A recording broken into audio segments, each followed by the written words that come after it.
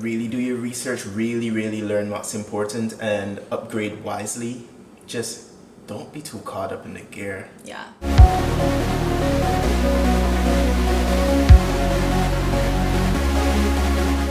Welcome back to our channel. I'm Breanna. I'm Ozem. And today we are going to be talking about 5 common mistakes that photographers make. You have to say that with a more serious face. You do it then. You're the serious one. I cannot be that serious. I can't. So yes, what she said, we'll be talking about 5 common mistakes that photographers make. And we'll be basing it on things that we've seen and some of our experiences as well. So if it's a roasting session or if it seems that way, we apologize. He'll be roasting me. Trust me. Okay, so the first thing we want to talk about would be mistake number 1. And that's just going to be thinking that it's all about the gear. So that was a big mistake of mine when I first started out, because I always thought that my camera was at fault, and I kept looking at other people's work and their work was good and my work was lacking. So I was like, maybe I need a better camera. So I kept buying gear. I kept looking at different, maybe that helped me because I was just researching gear all the time.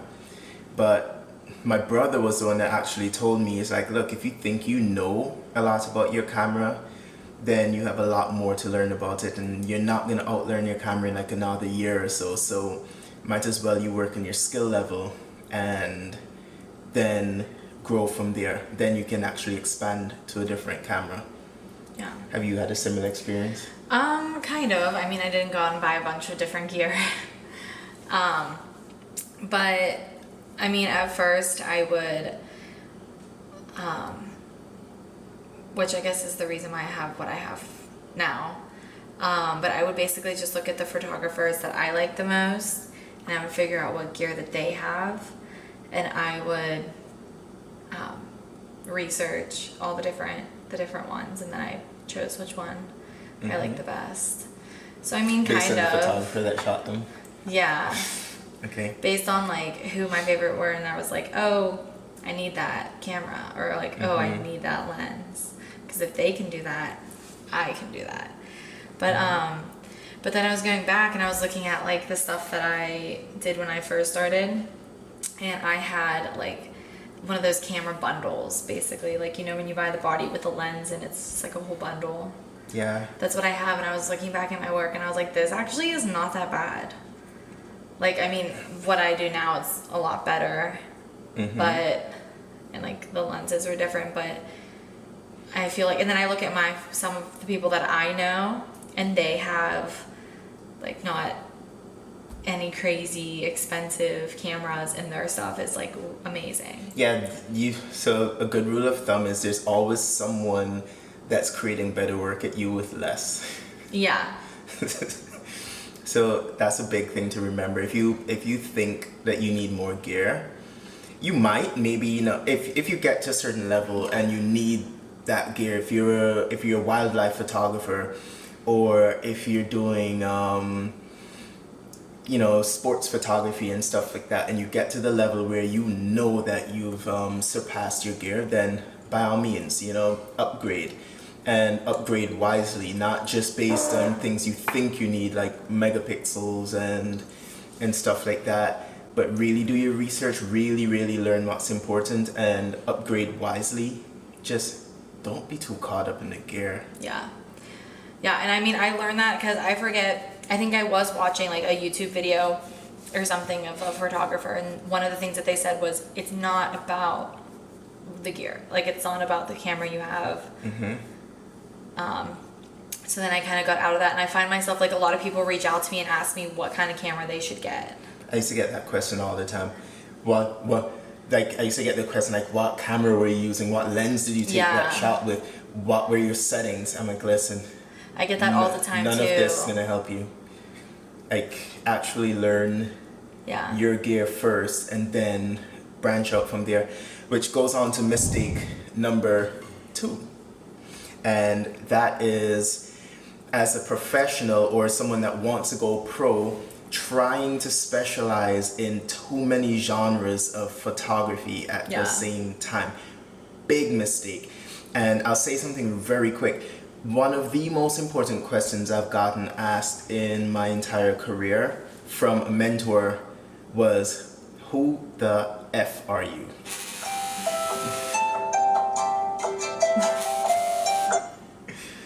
That was one of the most important questions I've gotten in my entire career.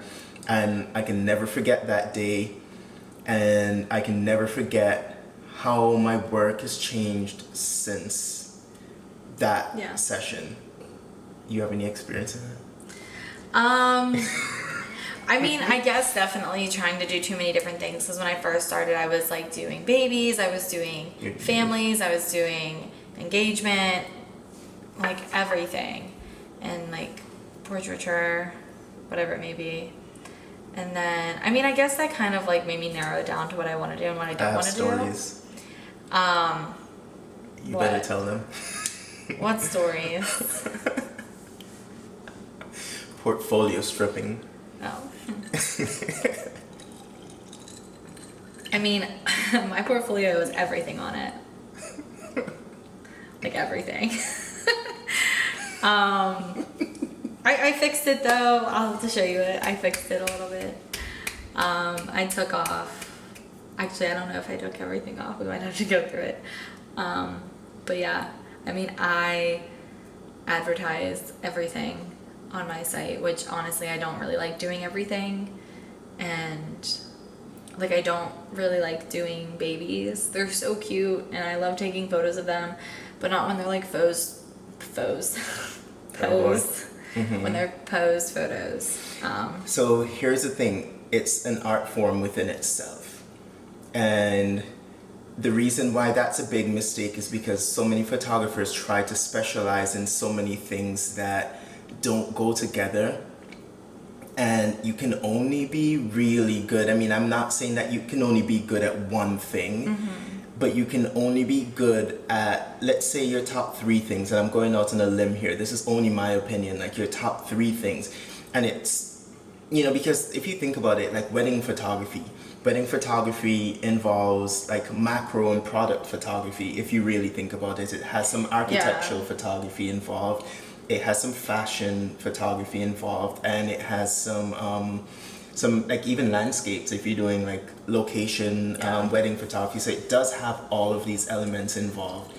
So it's good to experiment and learn different aspects of photography, but are you really going to go out there as a wedding photographer and then specialize in product photography and then specialize in fashion photography? Yeah. It's like, you know, like who really are you marketing to at that point in time? Yeah.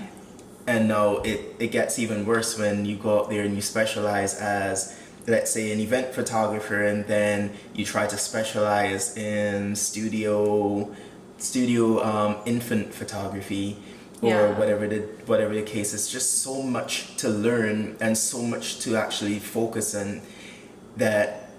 First of all, you're really marketing to a broad audience. And I mean, it might work for you financially, but like, what would you actually excel at and be known for at the end of the day? Yeah. So that's... Yeah, and that's kind of like where I went wrong, was just like doing everything. And then people would ask me to do everything. Exactly. And like, I need to learn, you know, how to say no. Or I guess you can kind of like take your style and put it in whatever you're doing. Like if somebody wants... Like the pictures that you've done with like the one with the mom and the baby that you showed me, like those were really nice. But like you kind of took your style and put it into, you know, infant photography. That. So it wasn't necessarily just about infant photography. It definitely was fine art. Yeah, but that's what I'm saying. Correct. Like you are a fine art photographer, so like you do fine art. So you took like maybe... Like if someone was to reach out to you and say like, I want to do like pictures with my baby. I'd ask what's the story. Okay, see? And that's how you would take your style into that. Correct. Like instead of me being thrown inspiration photos and they're like, I want this, I want that. So someone with their babies, I love doing that type of stuff because it's very intimate. Yeah, it's very intimate. And I agree. there are things I love doing as well, like maternity. I love that. I love doing even breastfeeding. That's beautiful. Yeah, I feel like that would be wonderful to take photos of. And things like that. Are you gonna catch me taking photos of infants just as infant photography and building a portfolio on that? Probably not. I've seen 16-year-olds that do it better than me, and I've been trained in it. Yeah. You know, but I'm just not gonna be that over the top creative and just, you know, it's just not my thing. I'm not gonna do it. So no, I get that. Okay. So moving on to Mistake number three. So having the I'll fix it in post mentality. I kind of have this. So what I struggle with the most is because when you're shooting, you want, like, they want to see the photos. And so sometimes I'll show them that and I'll be like, okay, well, just ignore the lighting, like I'll fix it later, or it's like something like that. And like it's like so embarrassing. It is. To show them that. It can actually ruin the mood of the shoot too, because if they don't like the photo, it sets the tone for the rest of the shoot. So especially shooting portraiture, if you take that portrait and that person looks at it, you show it to the person, you're like, wow, I love this, I can see the end result.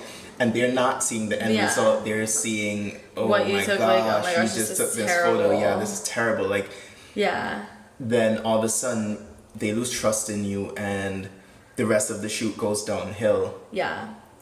And so I guess that would just be focusing on, you know, recomposing and fixing all of your...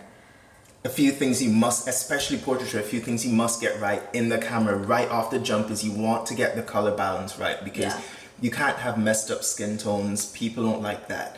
The next thing you must get right is your composition. You know, you just have to get it right. If you think that you're gonna fix your composition later, if you go out there and you buy a 50 megapixel camera and you say, okay, you know what, I can just crop in and I can twist the picture and stuff like that, and you just go out there and take horrible photos, first of all, you're giving yourself a lot of work, you're cutting down your productivity, and then you're also showing someone less than the best that you can offer. And if you just go back in, again, as we've been preaching, practice your compositions, make sure that everything becomes second nature, then you've eliminated those problems. So that's something that, I mean, like recently I've been working on that. Cheers. Okay. But yeah, so that's pretty much it for that point. Mistake number 4. Mistake number 4. Okay. 4. 4. And that mistake is trying to go full time too fast. And for the simple reason, when you go full time as a photographer, it's not an easy gig. It's not as easy as people think it is. You know, it requires a lot of work, and you're going to be spending a lot of work behind the camera and also in the business aspect of it. So when you go on a professional gig, your job is to perform and to produce results.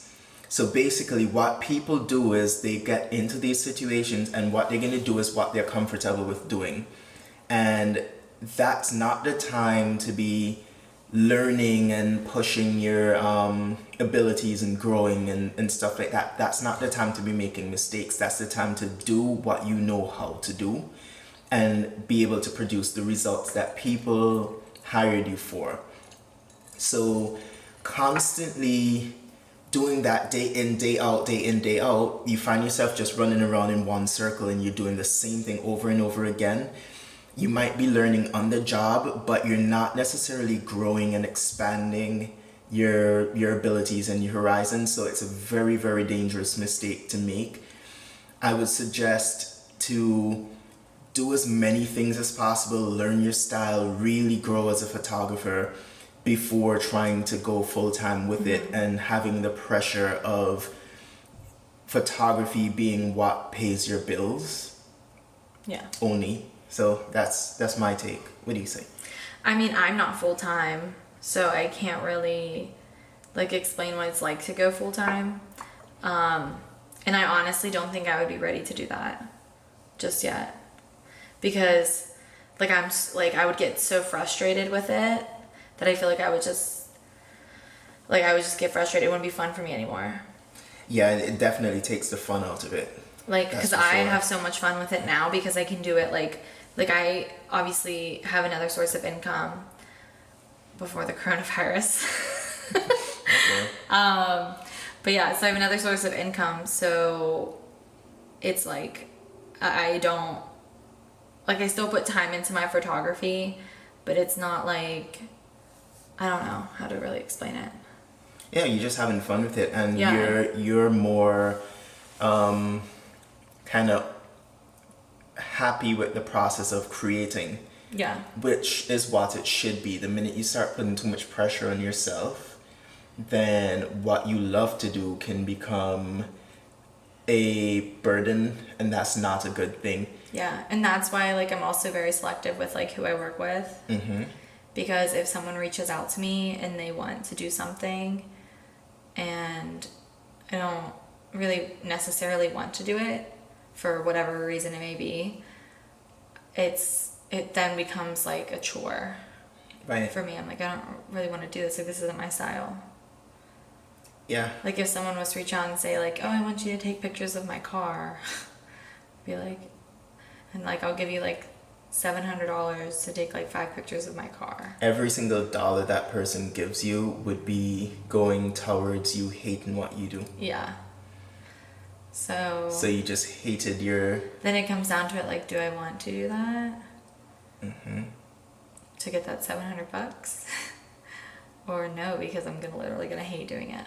But And that's a tough decision to make, I feel, as a photographer and essentially I feel like that's an like artist. a whole other video that we can make. Like just talking about that. Like saying no and yeah. Say no. We'll talk about that another time. Correct. But then let's go on to number 5. Number 5. Not seeing the need to grow and evolve as a photographer, and basically the result of that would be becoming irrelevant. You definitely will become irrelevant. Yeah. I mean, there's always room to grow. I'm clearly still growing. I don't think we'll ever stop growing. And if you think that there's a point that you've arrived, then yeah. You haven't. You haven't. Well, if you can think at that point, then you haven't arrived. You only arrive when you can't think anymore. I don't know, you're always growing. You always need to learn. You're just becoming better than yourself. Becoming better than yourself. Wow. Yeah. I have to think about that for a second. That's kind of philosophical. So like I like You to look become back at better my than yourself. I like to go back and look through my work, and I'm like, okay, so like what could I have done to do better? To make this picture better the next time. And like I've been thinking about maybe going back and like recreating some of my work from before and making it better. And also having honest people around that you can trust that are actively doing the same thing and are actively growing. Not just people that are just doing the same thing they've been doing for 10 years. Yeah. But literally actively pushing themselves and growing, and having them take an honest look at your work and give you honest feedback. That's a great thing. Now, there's a funny thing with feedback too, because as artists, we all have ways that we would do things. And sometimes, a lot of times, we'd be tempted to say, well, this is what you did, but this is how I would have done it. If someone really looks up to you and you say something like that to them, or if you looked up to someone and they said something like that to you, then basically what you could find yourself doing is trying to please them every single time and trying to look for their approval every single time. And it doesn't really work that way. When you give critiques, you're not necessarily trying, or when you ask for a critique, you know that nothing is perfect. Your work isn't perfect. And there will always be something wrong, or there will always be something that you could have done differently. Or someone would always do it differently. Yeah, especially working with people. If you're working with products, then we get it. You can just control the different daylights out of that environment, and you can do things. But if you're working with people, if you're working with animals, you're working with nature, there's always something that could be done differently, or something that could have been shot a little bit differently, or you could have shot it from like at 1 second later or something like that. There's always something. I mean, and you'll see that if you have watched our critique videos, that's something that we say a lot. Now that I think about it, like even when like you're just like we're editing my photos or you're editing your photos, and you're just like, oh, well, that's cool. Usually when you tell me that's cool, it means like you probably would have done something completely different. Correct. But I'm like, well, I like it. Right. So if you like it, that's what matters. Yeah. It's just me not imposing. If you did something that I knew right off the jump that wouldn't be printable. Yeah. Let's say I saw different. Your color gamut go out. Yeah. Your colors go out of gamut, then I would be like, okay, this is going to be a tough one to print. And that's a critique that I can give. Or let's say you chop someone off at the toenails. Yeah. Like, okay, that's a critique. I'll be like, were you thinking about your composition when you did this? And if you said, yeah, I meant to cut her toenails off because I thought her toenails needed to run out the frame a little bit. And I'd be like, okay, if you meant it, then you meant it. That's on you. Yeah. And I'll be like, oh, that's cool. I wouldn't say I would have kept her toenails in, but... Are you referring to something specific that I did? Absolutely not. I'm like... I'm going way left field here because I'm talking about toenails. I've seen some stuff though. I mean, I've seen some pretty wide angle shots with things cut off that weren't supposed to be. But then I asked the question, was this supposed to be cut off? And then I got the answer. Well, I wasn't really paying attention to that point. Then I'd be like, okay, fine. A good critique is, next time look around your frame. Yeah. Okay, I will. So you're roasting me now. You're like that one photo that we looked at like last week. Oh boy, or that one small set of photos. Whatever. Okay. But yeah, we all do the same thing. So never take yourself too seriously. Always grow. That's a big one. And always be willing to learn. Yeah. Yeah. And be able to take constructive criticism. That's a huge one when you're trying to grow. Yeah. That's a serious one. Yeah. Yeah. That's something I didn't used to take constructive criticism. But now I do. A little better. I've learned how to take constructive criticism really well, and there's some criticism I just won't take. I'll be like, okay, thank you, I appreciate you, but I've definitely learned to take it very, very well, so I guess we can end it here. Yeah, I guess we can. All right, well, I hope you guys learned something, and if you make those mistakes, try to fix them. If you don't make those mistakes, then teach somebody else who is how to fix them properly. Oh, you can share this with them. Yeah, or share this with them. And if you don't want to fix them, that's on you. It's fine. You can let us know too in the comment section. Hey, I'm not going to fix this. Hey, you're dumb. Yeah, like... Whatever. All right, so on that note, give us a thumbs up, comment below, and share and subscribe. Don't forget to subscribe. Yeah, don't forget to subscribe. All right, so until next time, thank you for watching. Did I say that? Did I forget something? Peace? Peace. Peace.